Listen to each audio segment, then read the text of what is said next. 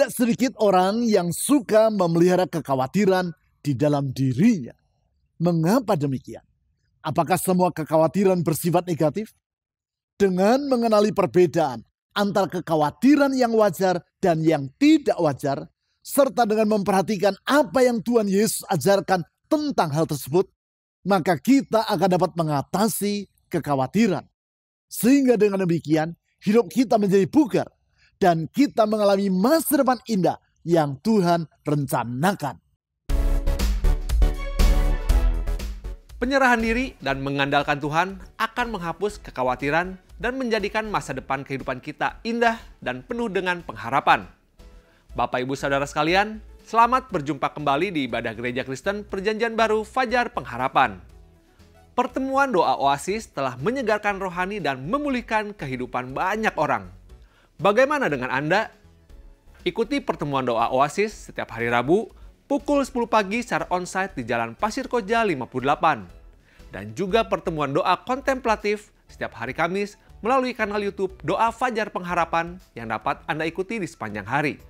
Segera miliki Alkitab Bahasa Indonesia Terjemahan Baru edisi kedua yang diterbitkan oleh Lembaga Alkitab Indonesia atau LAI.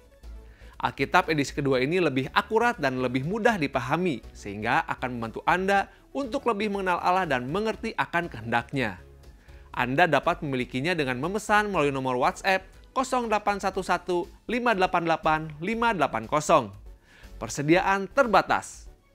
Bila Anda sedang mengalami pergumulan dan kesukaran, jangan berputus asa, karena Tuhan tidak pernah meninggalkan anak-anaknya. Dia berjanji untuk menolong kita mengatasi setiap permasalahan dengan kuasanya yang ajaib. Kirimkan beban doa Anda ke nomor WA 0811 841 765. Para pendoa gereja kita akan mendukung Anda dengan mendoakan setiap beban dan pergumulan Anda tersebut. Informasi dan pengumuman penting lainnya dapat Anda lihat dan ikuti di bagian menjelang akhir ibadah ini. Selamat beribadah. Selamat pagi Jemaat Tuhan. Kita tidak goyah karena Tuhan ada di pihak kita. Mari bangkit berdiri dan rayakan.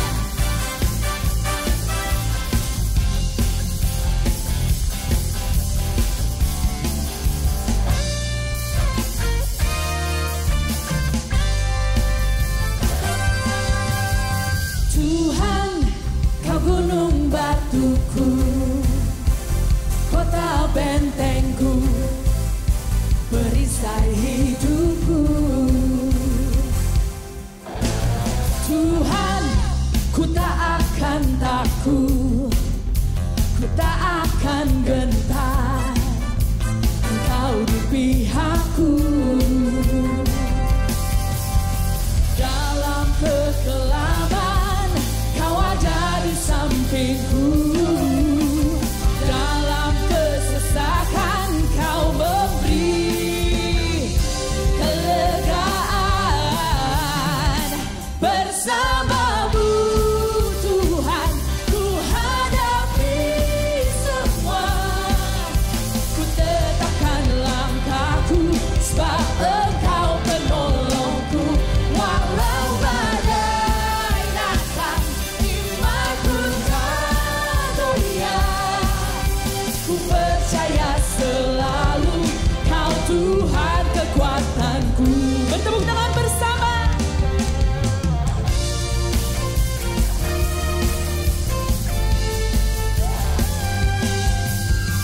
Tuhan, Kau gunung batuku, kota bentengku, perisai hidupku. Nyanyikan dengan segenap iman kita.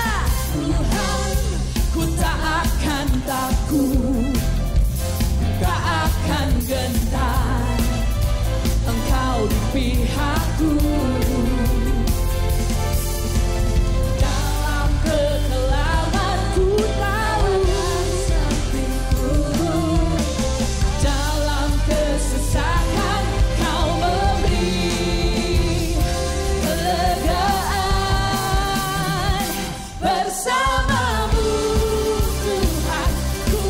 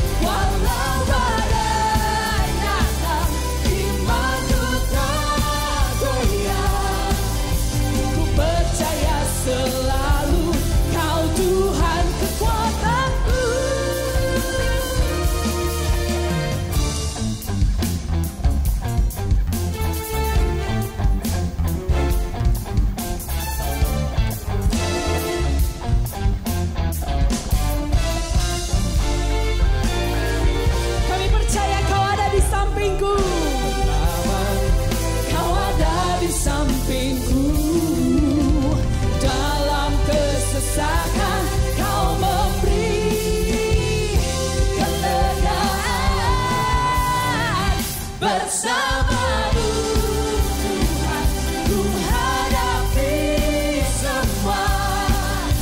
Ku terapkan langkahku, sebab Engkau menolongku. Walau badai datang, imanku tak goyah.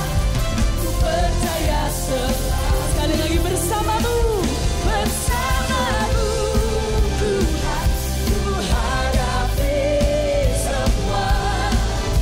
Ku tetapkan langkahku, sebab Engkau menolongku. Walau badai datang, imanku tak goyah. Ku percaya selalu, Kau Tuhan kekuatanku.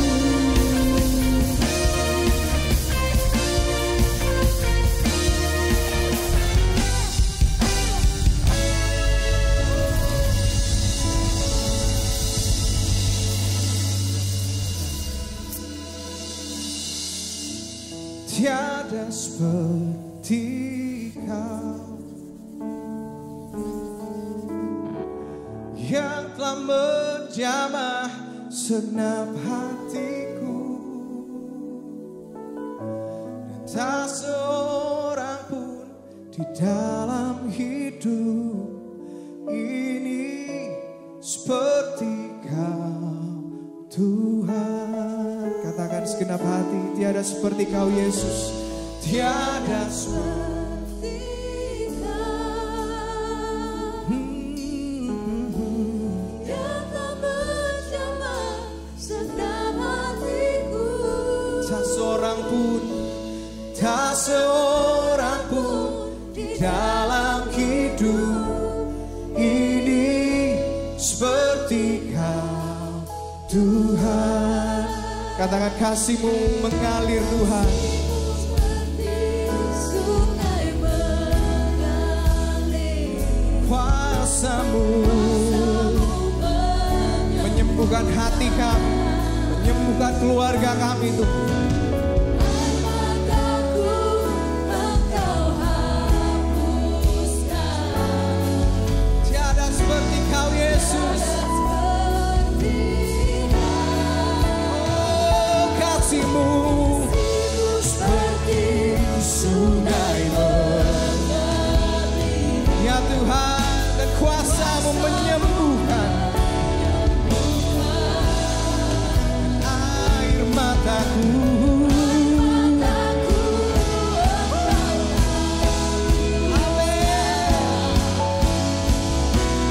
Tiada seperti Kau, tiada, tiada, tiada, tiada seperti Kau. Jamah kami Tuhan,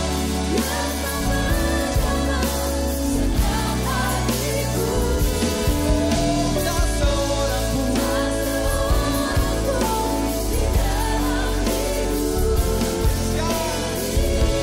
seperti Kau Tuhan. Tiada, tiada, tiada seperti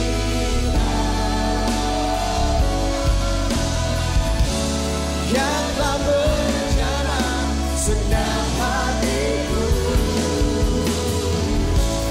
Tak seorang pun di dalam hidup ini seperti Kau. Segenap hati kita mau katakan dan angkat tangan-Mu. Tiada seperti Kau Yesus. Tiada seperti Kau yang telah menjamah segenap hatiku.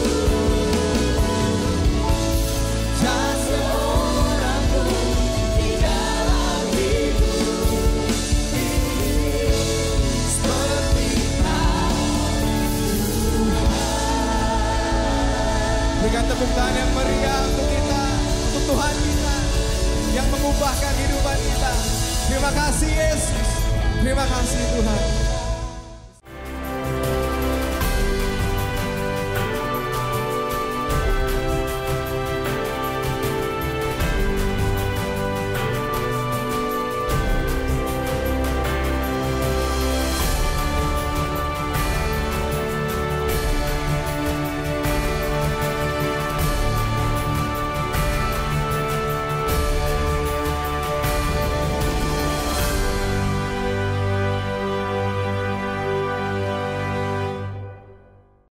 150 tahun yang lampau, Dana Maria Mullock, seorang sastrawan dari Inggris, menulis kalimat yang di kemudian hari menjadi pepatah yang sangat terkenal, yaitu, "It is not work that kills, but worry." Bukan kerja keras yang menyebabkan kematian, tetapi rasa khawatir. Memang pada batas tertentu, kerja keras tidak akan mencelakakan diri Anda.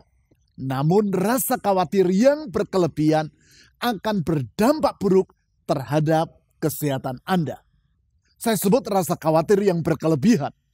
Sebab tidak semua perasaan khawatir adalah keliru. Sebagai contoh, adalah perasaan khawatir yang saya alami ketika suatu hari saya melayani di kota Balikpapan, Kalimantan Timur. Kali itu saya diinapkan di rumah seorang anggota jemaat yang adalah seorang pengusaha servis AC atau peralatan air conditioner. Sore hari, saya bersama dengan yang bersangkutan pergi ke tempat ibadah dengan mobil pick-up miliknya. Sekadar sharing saja. Belum pernah saya melihat orang mengemudikan mobil seperti cara orang ini. Luar biasa. Setiap kali melewati pertigaan jalan, ia sama sekali tidak mengurangi kecepatan mobilnya. Apalagi berhenti, kemudian melihat ke kanan dan ke kiri terlebih dulu, dan bila lalu lintas dalam keadaan aman, baru berbelok. Tidak. Tanpa peduli, ia langsung saja berbelok ke kanan atau ke kiri. Hal yang sama ia lakukan ketika melewati perempatan jalan. Ia asal jalan saja tanpa sedikit pun mengurangi kecepatan mobil ataupun menengok ke kanan dan ke kiri. Pokoknya ia anggap di dunia ini tidak ada pengguna jalan raya yang lain. Dan hanya dia seorang diri saja yang sedang berada di jalan. Sebenarnya dari rumah yang bersangkutan ke tempat ibadah hanya sejarak sekitar 15 menit saja. Namun perjalanan sore itu terasa seperti 5 jam. Sangat mengerikan. Oleh karenanya ketika berkhotbah, saya berusaha menyindir orang tersebut dengan berkata, hidup ini hanya berlangsung satu kali saja. Oleh karena itu janganlah bersikap sembrono. Termasuk di dalam cara mengemudikan mobil. Jangan bersikap serampangan. Setiap melewati pertigaan atau perempatan jalan, kurangilah kecepatan. Lihat ke kanan dan ke kiri terlebih dulu. Kalau lalu lintas aman, barulah saudara boleh melintasi pertigaan atau perempatan jalan tersebut. Saya lihat orang tadi mengangguk-anggukkan kepala. Saya pikir beres, dia sudah sadar dan bertobat. Tetapi pulang dari tempat ibadah, ternyata cara yang bersangkutan dalam mengemudikan mobil tetap tidak berubah. Karena saya baru saja mengenal yang bersangkutan, sehingga saya merasa kurang enak hati untuk berkata, Pak, kalau mengemudikan mobil, jangan asal main belok saja dong. Oleh sebab itu, saya bertanya begini, Pak, selama ini Bapak pernah mengalami kecelakaan lalu lintas atau tidak? Dengan enteng dia menjawab, ya sudah beberapa kalilah. Mendengar jawaban yang bersangkutan, saya langsung berdoa dalam hati. Tetapi jangan kali ini ya Tuhan. Dalam situasi seperti itu, apabila orang merasa khawatir, maka hal itu adalah wajar-wajar saja. Saya duga hanya orang yang urat takutnya sudah putus sajalah yang di dalam situasi seperti itu yang tidak akan merasa khawatir. Itu adalah kekhawatiran yang reasonable, masuk di akal. Dan bukan termasuk dalam kekhawatiran yang dimaksudkan oleh Dana Maria Mullock tadi. Artinya kita perlu membedakan antara kekhawatiran yang reasonable dan kekhawatiran yang unreasonable. Kekhawatiran yang wajar dan masuk di akal dengan kekhawatiran yang tanpa dasar yang dapat dipertanggungjawabkan serta yang bersifat berkelebihan. Mengapa kita perlu membedakannya? Karena perasaan khawatir yang wajar merupakan bagian dari pola pertahanan diri atau self-defense yang dapat menghindarkan kita dari masalah yang lebih besar. Sedangkan kekhawatiran yang tidak wajar antara lain akan mengganggu kesehatan jasmania. Terbukti bahwa tidak sedikit orang yang mengalami gangguan kesehatan jasmani bukan karena terinfeksi oleh bakteri atau kuman, namun karena mengidap perasaan tertekan dalam jiwa yang disebabkan oleh kekhawatiran. Hal tersebut dikemukakan oleh Jenny Allen, seorang penulis bestseller berdasarkan resensi New York Times dalam bukunya yang berjudul Get Out of Your Head. Dalam buku tersebut, ia menulis bahwa berdasarkan penelitian yang dilakukan oleh Dr. Aditi Nerurkar dari Harvard Medical School, didapati 60-80% orang yang datang berobat kepada dokter umum di Amerika Serikat menderita sakit yang berkaitan dengan tekanan jiwa yang disebabkan oleh perasaan khawatir. Hasil penelitian ini dan berbagai hasil penelitian lainnya menunjukkan bahwa kekhawatiran bukanlah hal yang boleh dianggap remeh. Sedemikian seriusnya masalah ini, sehingga 2000 tahun yang lampau pun Yesus telah membahasnya secara panjang lebar. Bukan saja Yesus menjelaskan penyebab dan akibat dari perasaan khawatir, Yesus juga menjelaskan langkah-langkah yang diperlukan untuk mengatasi kekhawatiran tersebut. Hal ini antara lain dicatat di dalam Matius pasal 6 ayat 25 sampai 34. Mari kita baca ayat-ayat tersebut secara bertahap, dimulai dari ayat 25 sampai 30 terlebih dulu. Saya akan membacanya dari Alkitab Bahasa Indonesia terjemahan baru edisi kedua yang diterbitkan oleh Lembaga Alkitab Indonesia atau LAI. Untuk memudahkan saya dalam membacanya, ayat-ayat yang akan saya baca tersebut saya salin pada tablet yang saya gunakan. Karena untuk sementara waktu, edisi kedua tadi hanya diterbitkan dalam bentuk Alkitab yang tercetak. Mari kita baca. Matius pasal 6 ayat 25 sampai ayat 30. Karena itu aku berkata kepadamu, janganlah khawatir tentang hidupmu, mengenai apa yang hendak kamu makan atau minum. Dan janganlah khawatir tentang tubuhmu, mengenai apa yang hendak kamu pakai. Bukankah hidup itu lebih penting daripada makanan? Dan tubuh itu lebih penting daripada pakaian? Pandanglah burung-burung di udara, yang tidak menabur, tidak menuai, dan tidak mengumpulkan dalam lumbung.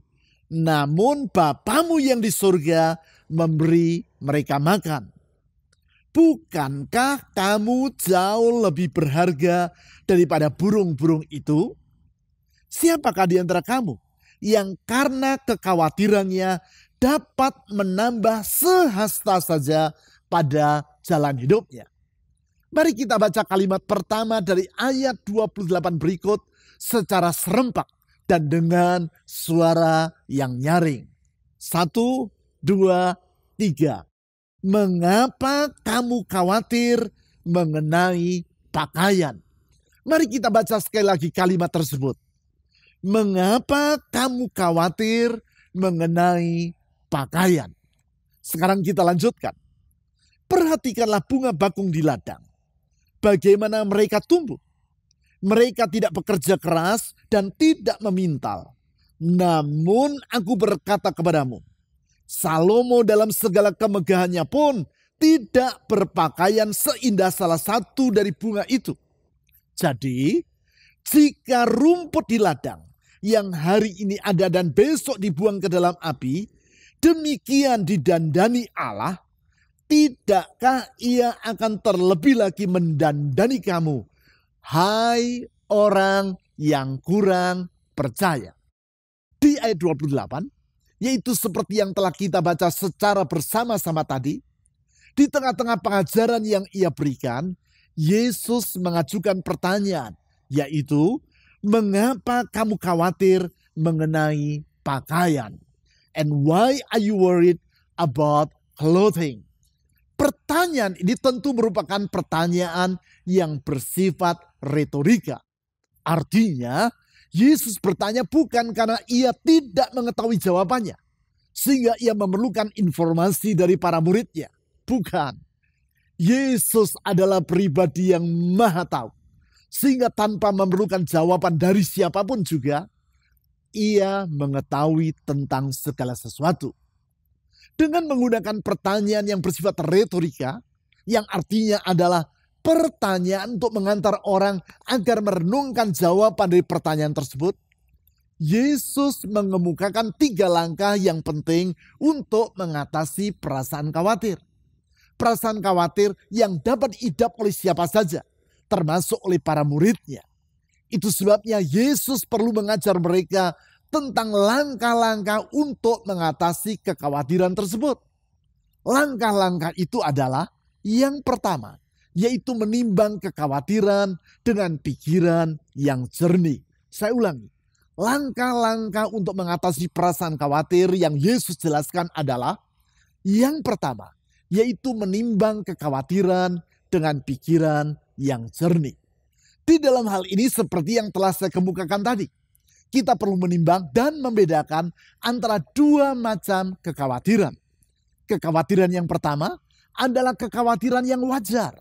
Itulah kekhawatiran yang reasonable alias masuk di nalar yang sehat. Sebagai contoh adalah rasa khawatir karena naik mobil yang dikemudikan secara serampangan seperti yang saya alami tadi. Ini termasuk kekhawatiran yang wajar. Namun tidak semua kekhawatiran seperti itu. Ada juga kekhawatiran jenis yang kedua, yaitu kekhawatiran yang tidak wajar. Itulah perasaan khawatir yang di luar nalar yang sehat dan yang dapat mengakibatkan orang mengalami kekhawatiran yang berkelebihan. Untuk membedakan kedua macam kekhawatiran ini, diperlukan pertimbangan yang jernih. Sebagai contoh dari kekhawatiran yang tidak wajar adalah apa yang dialami oleh seseorang yang terbangun dari tidurnya di tengah malam dan lalu berpikir, tadi pintu rumah sudah aku kunci atau belum? Jangan-jangan belum aku kunci. Karena merasa khawatir, ia bangun dari tempat tidurnya dan memeriksa pintu rumah. Ia dapati ternyata pintu itu sudah dalam keadaan terkunci. Lalu ia kembali berbaring untuk melanjutkan tidurnya. Menjelang ia hampir saja tertidur, orang tadi berpikir lagi. Tadi waktu aku memeriksa pintu rumah, pintu itu aku kunci atau malah aku buka ya? Jangan-jangan justru aku buka dan aku lupa menguncinya kembali. Karena itu ia bangun dari tempat tidurnya dan kembali memeriksa pintu rumahnya. Untuk memastikan bahwa pintu rumah itu sudah terkunci, sengaja ia membuka kunci dari pintu rumah itu dan menutupnya kembali sambil bergumam, "Nih, sudah aku kunci." Kembali ia berbaring di tempat tidurnya. Dan mendadak muncul dalam pikirannya pertanyaan, "Tadi waktu aku memutar kunci pintu rumah, sudah benar-benar aku kunci kembali atau tidak ya? Jangan-jangan aku belum kunci kembali." Begitulah perasaan khawatir tersebut timbul tenggelam dalam hati dan pikirannya di sepanjang malam. Alhasil, ia tidak dapat tidur dengan nyenyak. Jelas ini merupakan perasaan khawatir yang tidak wajar dan yang tidak berdasarkan nalar yang sehat. Nah, jangan beranggapan bahwa di sini saya sedang mengada-ada. Karena sesungguhnya tidak sedikit orang yang mengalami kekhawatiran yang seperti itu, walaupun dalam bentuk yang berbeda. Orang yang seperti itu sebentar-sebentar akan berkata dalam hatinya, jangan-jangan, jangan-jangan. Dan semua kemungkinan yang ia sebut sebagai jangan-jangan tadi adalah kemungkinan yang bersifat negatif, menekan perasaannya, dan alhasil mengakibatkan ia melakukan tindakan-tindakan yang tidak wajar. Itu sebabnya Yesus menyuruh para muridnya agar menimbang kekhawatiran yang mereka alami dengan pikiran yang jernih. Yaitu dengan bertanya di ayat 25. Bukankah hidup itu lebih penting daripada makanan? Dan tubuh itu lebih penting daripada pakaian? Tentu orang yang berpikir dengan jernih akan menjawab. Jelas hidup adalah lebih penting daripada makanan. Dan tubuh lebih penting daripada pakaian. Beranjak dari pertimbangan yang jernih itu, Yesus mengajak para muridnya agar menimbang lebih jauh, yaitu apakah masalah yang mereka khawatirkan berada di dalam kemampuan mereka untuk mengendalikannya atau tidak. Bila ternyata hal itu berada di luar kemampuan mereka untuk mengendalikannya, maka disuruhnya para muridnya agar melihat realitas kehidupan secara jernih. Dari situ mereka akan dapat menyimpulkan bahwasanya Allah Bapa adalah pribadi yang dapat diandalkan. Untuk itu, di ayat 26-30, Yesus menyuruh para muridnya agar melihat burung-burung di udara dan bunga bakung di ladang.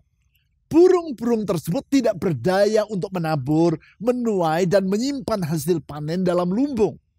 Demikian juga, bunga-bunga bakung itu tidak berdaya untuk mendandani dirinya sendiri. Namun demikian, kata Tuhan Yesus, Allah Bapa memelihara mereka semuanya. Itulah cara pandang yang jernih. Singkat kata, dikala saudara mengalami kekhawatiran, pertama-tama renungkan pertanyaan Tuhan Yesus di ayat 28 tadi. Yaitu, mengapa kamu khawatir? Why are you worried? Renungkan dan timbang secara jernih. Apakah yang saudara khawatirkan berada di dalam kemampuan saudara untuk mengendalikannya atau tidak? Bila dampaknya berada di dalam kemampuan saudara untuk mengendalikannya, seperti misalnya, saudara melihat cuaca sedang mendung dan saudara khawatir bahwa Anda akan basah kuyup karena terkena oleh air hujan, ya siapkanlah payung atau jas hujan, lalu buanglah jauh-jauh kekhawatiran tersebut. Namun bila yang saudara khawatirkan berada di luar kemampuan saudara untuk mengendalikannya, seperti misalnya naik turunnya kurs dolar atau naik turunnya tingkat paparan penyakit, serahkanlah keadaan yang tidak dapat saudara atasi itu kepada Tuhan. Artinya, atasilah hal-hal yang dapat saudara kendalikan, dan selebihnya percayakanlah hal itu kepada Allah Bapa, yaitu dengan keyakinan bahwa Allah adalah pribadi yang bertanggung jawab. Bukankah hal itu yang dikemukakan dalam 1 Petrus pasal 5 ayat 7? Yaitu, serahkanlah segala kekhawatiranmu kepadanya. Sebab ia, yaitu Allah Bapa, yang memelihara kamu. Dengan demikian, saudara dapat mengatasi perasaan khawatir tersebut. Selanjutnya, langkah-langkah untuk mengatasi perasaan khawatir yang Yesus jelaskan adalah yang kedua, yaitu menimbang manfaat dari kekhawatiran. Saya ulangi, langkah-langkah untuk mengatasi perasaan khawatir yang Yesus jelaskan adalah yang kedua, yaitu menimbang manfaat dari kekhawatiran. Langkah ini adalah penting, sebab tidak jarang orang dengan sengaja memelihara kekhawatiran dalam dirinya. Sama seperti tidak jarang ada orang yang memelihara penyakit yang ia idap, demikianlah tidak sedikit orang yang memelihara perasaan khawatir dalam dirinya. Bukankah dalam kehidupan sehari-hari kita mengenal orang yang begitu bertemu dengan orang yang lain, maka ia segera memamerkan koleksi penyakit yang ia derita? Tanpa usah ditanya pun, ia akan segera bercerita. Saya ini mengidap tekanan darah tinggi. Kadar gula dalam darah saya juga tinggi. Jantung saya bengkak sebelah. Rematik yang saya derita sudah bertahun-tahun mengganggu saya. Mengapa ia memamerkan koleksi penyakit yang ia derita? Salah satu tujuannya adalah agar ia memperoleh perhatian ataupun belas kasihan dari orang lain. Memang ada orang-orang tertentu yang mengidap masalah kejiwaan yang disebut sebagai histrionic personality disorder. Itulah orang yang selalu haus akan perhatian. Dalam artikel yang ditulis pada jurnal Psychology Today, Dr. Suzanne Dex White, profesor bidang konseling pada Northern Illinois University, menulis bahwa salah satu ciri dari orang yang mengalami masalah histrionik adalah ia suka mengungkapkan perasaan secara berkelebihan, atau yang dalam istilah zaman now, yaitu orang ini berperilaku sebagai drama king atau drama queen, alias raja atau ratu drama. Ia suka mendramatisir keadaan yang ia alami dengan tujuan agar dirinya menjadi pusat perhatian dari banyak orang. Sesungguhnya orang-orang yang seperti itu hidupnya selalu diliputi dengan kekhawatiran. Ia khawatir kalau dirinya tidak lagi menjadi pusat perhatian. Sehingga tanpa sadar, ia memelihara perasaan khawatir tersebut dalam dirinya. Oleh sebab itu, orang yang mengalami kekhawatiran perlu menimbang dampak dari perasaan khawatir tersebut terhadap dirinya. Tentang hal itu, di ayat 27, Tuhan Yesus berkata kepada para murid-Nya, "Siapakah di antara kamu yang karena kekhawatirannya dapat menambah sehasta saja pada jalan hidupnya?" Dengan berkata seperti itu, Tuhan Yesus menegaskan bahwasanya kekhawatiran, khususnya kekhawatiran yang tidak wajar alias yang tidak memiliki dasar yang masuk di nalar yang jernih, merupakan perasaan yang tidak bermanfaat. Hal itu terbukti dalam penelitian yang dilakukan di Cornell University. Sebagaimana yang ditulis oleh Dr. Robert Leahy, profesor psikologi pada Cornell Medical College, dalam bukunya The Worry Cure, di dalam penelitian didapati bahwa 85% dari apa yang dikhawatirkan oleh orang ternyata tidak pernah benar-benar terjadi. Artinya mayoritas hal yang dikhawatirkan oleh orang adalah bayangan yang ia ciptakan sendiri. Singkat kata, kalau kita menyadari bahwa kekhawatiran, apalagi kalau hal itu berkaitan dengan kekhawatiran yang tidak wajar adalah tidak berguna, bahkan merugikan kehidupan kita, maka seyogyanya kita tidak membiarkan perasaan itu menggerogoti kehidupan kita. Jangan menyimpannya, namun atasilah seperti yang Tuhan Yesus ajarkan. Sekarang, langkah-langkah untuk mengatasi perasaan khawatir yang Yesus jelaskan adalah yang ketiga, yaitu menyerahkan diri dalam iman kepada Tuhan. Saya ulangi, langkah-langkah untuk mengatasi perasaan khawatir yang Yesus jelaskan adalah yang ketiga, yaitu menyerahkan diri dalam iman kepada Tuhan. Karena sesungguhnya perasaan khawatir yang tidak wajar atau yang tidak berdasarkan nalar yang sehat merupakan cerminan dari keraguan kita terhadap kasih, kuasa, serta kesetiaan Tuhan terhadap umatnya. Dengan kata lain, jawaban terhadap pertanyaan yang Yesus ajukan di ayat 28 tadi, yaitu mengapa kamu khawatir, adalah karena saya tidak percaya bahwa Tuhan adalah pribadi yang dapat diandalkan. Itu sebabnya di ayat 30, Tuhan Yesus berkata kepada para murid-Nya, "Jadi, jika rumput di ladang yang hari ini ada dan besok dibuang ke dalam api, demikian didandani Allah.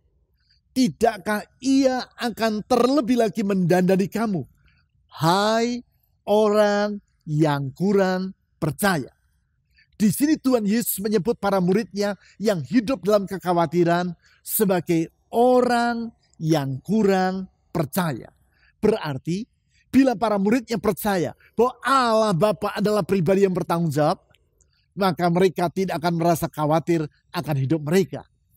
Kalau rumput yang di ladang yang kemampuannya terbatas saja Tuhan perhatikan, maka terlebih lagi umat-Nya tentu tidak akan Ia abaikan. Kalau Bapa yang di surga bersedia memberi makan kepada burung-burung yang di udara, terlebih lagi umat-Nya tentu akan Ia pedulikan. Di dalam beberapa tahun terakhir ini, praktis setiap pagi saya selalu memberi makan kepada burung-burung yang datang ke jendela ruang tempat kerja saya, baik yang ada di rumah maupun yang ada di gereja. Setiap pagi, belasan bahkan puluhan ekor burung-burung liar itu hinggap dan berbaris di atas genting karena menantikan saya memberi makan kepada mereka. Kalau saya, manusia yang terbatas, yang ada kalanya lalai dalam memberi makan kepada burung-burung itu saja dapat mereka andalkan, terlebih lagi Allah Bapa yang di surga, kata Tuhan Yesus kepada para murid-Nya di ayat 30 yang telah kita baca tadi. Saya mati. ketika burung-burung tersebut menantikan saya untuk memberi makan kepada mereka, mereka menunggu dengan tenang tanpa merasa khawatir.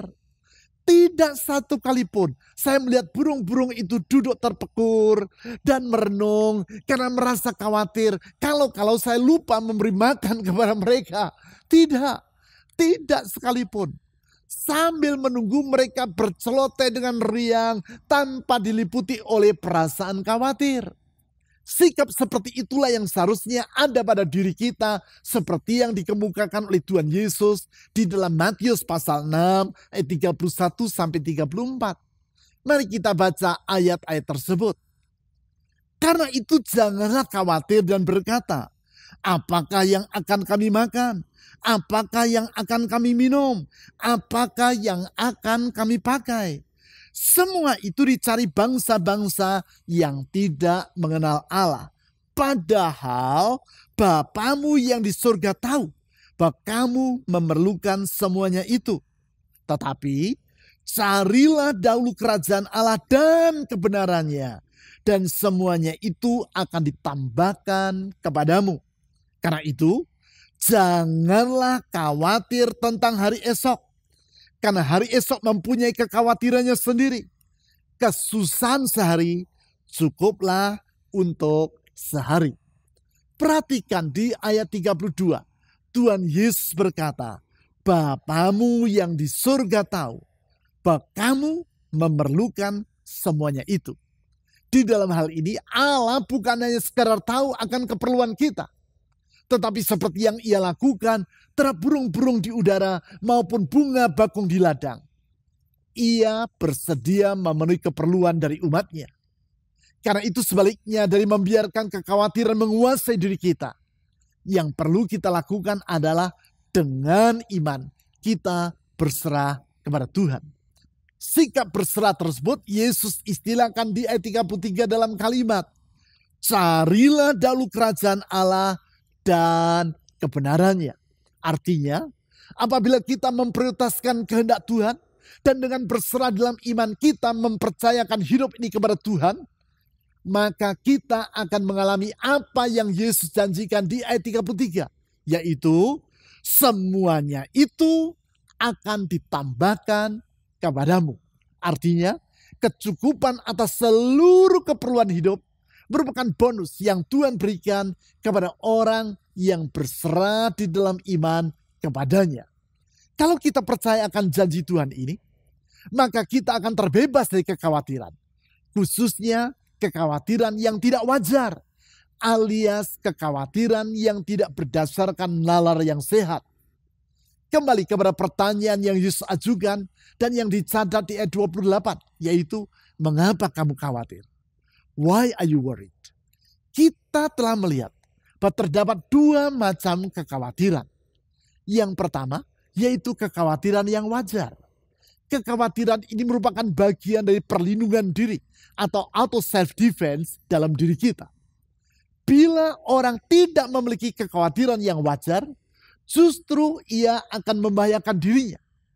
Kekhawatiran yang wajar tersebut akan menolong orang untuk berpikir secara kreatif dan hidup secara bertanggung jawab. Yang kedua, yaitu kekhawatiran yang tidak wajar. Kekhawatiran ini akan menjerumuskan orang ke dalam masalah yang lebih besar, termasuk masalah kesehatan jasmani, bahkan kesehatan rohani. Sebab sebagaimana yang Tuhan Yesus jelaskan di dalam Matius pasal 6 ayat 25 sampai 34, kekhawatiran ini merupakan cerminan dari ketidakbugaran iman dalam diri seseorang. Oleh sebab itu, seperti yang Tuhan Yesus ajarkan, solusi untuk mengatasi kekhawatiran jenis kedua ini adalah dengan memperteguh iman kita kepada Tuhan. Apabila kita sungguh-sungguh percaya bahwa Tuhan adalah pribadi yang dapat diandalkan dan hidup kita berada di dalam pemeliharaannya, maka kita tidak perlu merasa khawatir tentang kehidupan kita. Ingatlah apa yang Tuhan Yesus utarakan di ayat 31, yaitu karena itu janganlah khawatir. Dan di ayat 32 ia memberikan alasannya dengan berkata, Bapamu yang di surga tahu bahwa kamu memerlukan semuanya itu. Allah Bapa kita yang di surga sangat peduli terhadap kehidupan kita. Dan Ia memiliki rencana yang indah bagi masa depan kita. Dengan meyakini tentang apa yang Tuhan Yesus utarakan mengenai kasih, kuasa, kesetiaan, dan hikmat dari Allah Bapa ini, serta dengan melihat secara jernih realitas dari kepedulian Allah terhadap ciptaannya itu, mari kita berkata, di dalam Tuhan Yesus, aku tidak perlu merasa khawatir tentang hari esok. Dia yang berfirman adalah pribadi yang setia kepada firman-Nya. Dia yang berjanji adalah pribadi yang berkuasa untuk melaksanakan janjinya. Sesungguhnya di dalam Kristus, masa depan yang lebih baik sedang menanti diriku. The best is yet to come.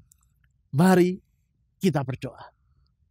Tuhan Yesus, saya percaya bahwa di dalam Engkau ada masa depan yang lebih baik. The best is yet to come. Karena Engkau adalah Tuhan yang bertanggung jawab atas hidup kami. Karena Engkau adalah Tuhan yang dapat diandalkan. Engkau setia dan tidak pernah lalai dalam memelihara kehidupan kami. Engkau adalah penuh hikmat sehingga Engkau tidak pernah kehilangan akal dalam mencari jalan bagi kehidupan kami. Engkau adalah Allah yang penuh dengan kasih dan kuasa. Dengan kasih-Mu Engkau memelihara hidup kami. Dengan kuasa-Mu Engkau menyediakan harapan bagi kami.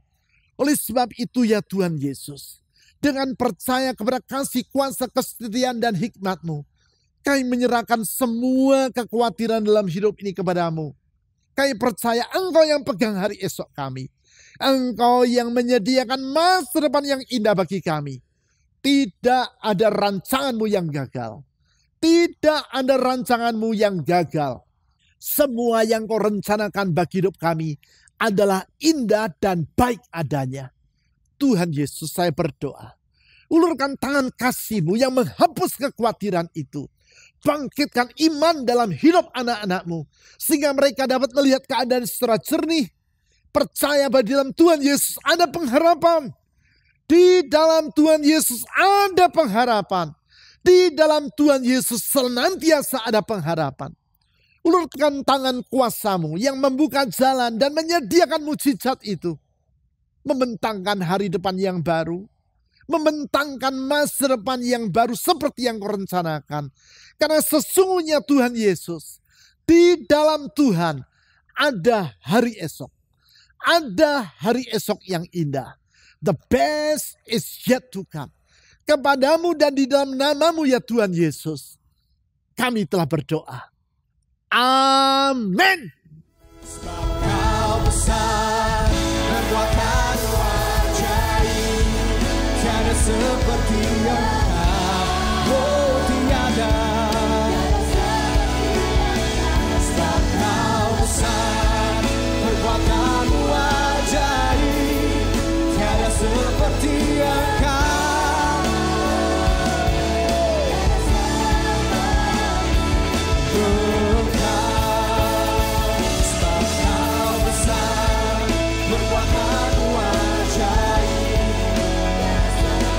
Percaya Tuhan, tiada. Sebab Kau besar, perbuatan-Mu ajaib, tiada seperti Engkau, tiada seperti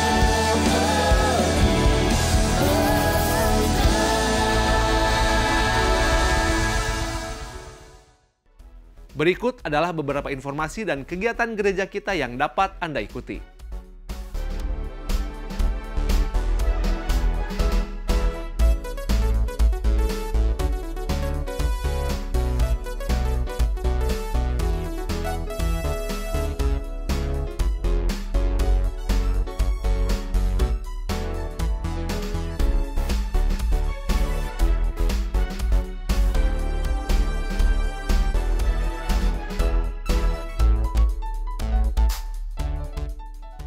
persembahan dan persepuluhan sebagai ungkapan kasih dan syukur kita kepada Tuhan dapat Anda berikan dengan memasukkannya ke dalam kotak persembahan, atau melalui rekening bank, atau dengan cara men-scan QR Code dengan menggunakan aplikasi dompet digital. Ibadah online GKPB Fajar Pengharapan dapat Anda ikuti setiap saat mulai hari Sabtu pukul 5 sore melalui YouTube, website, dan aplikasi yang tertera di layar. Berbagai informasi penting lainnya dari gereja kita dapat Anda ikuti melalui website www.fajarpengharapan.net atau melalui aplikasi GKPB Fajar Pengharapan serta Instagram GKPB Fajar Pengharapan. Bapak Ibu Saudara sekalian, tetap patuhi protokol kesehatan, sehat selalu dan sampai jumpa minggu depan.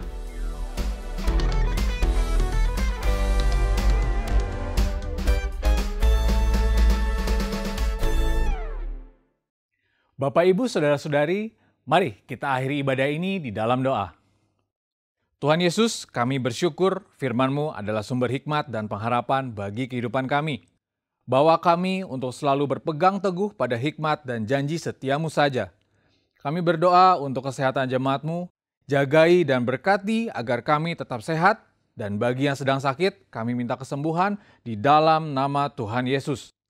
Kami berdoa untuk setiap pekerjaan dan relasi, agar apapun yang kami kerjakan dapat berhasil dan menyenangkan hati-Mu. Tak lupa kami berdoa untuk persembahan yang akan dan sudah diberikan, biarlah ini semua dapat dipakai bagi kemuliaan nama-Mu. Di dalam nama Tuhan Yesus kami berdoa. Amin.